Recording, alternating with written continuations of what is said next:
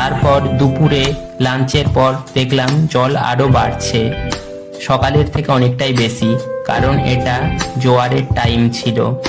আর জোয়ারের টাইমে জল তো বাড়বেই, কিন্তু এইবার আমাদের ভয় হচ্ছিল না আমাদের বাড়ির মধ্যে জল উঠে যায়।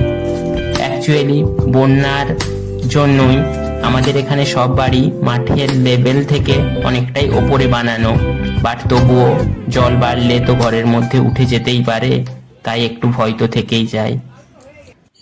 দেন সানসেটের পর দেখলাম যেই সব গাছগুলি এখনো জলের মধ্যে ডোবেনি সেই সব গাছের পাতায় অনেক রেয়ার ইনসেক্ট স্পিসিসের, যেগুলি নর্মালি দেখা যায় না, যেমন এখানে গ্রাস হপার, কেন্ন, আর এটা অ্যাপেল স্নেল নয়, স্মল স্নেল। আর তার সঙ্গে এই গ্রাস হপারটার মধ্যে পুরোপুরি বায়োলজিক্যাল মিমিক্রি দেখা যাচ্ছে, কারণ এই গ্রাস হপারের নিচের বডি পার্টটা গ্রে, ওপরেরটা গ্রিন।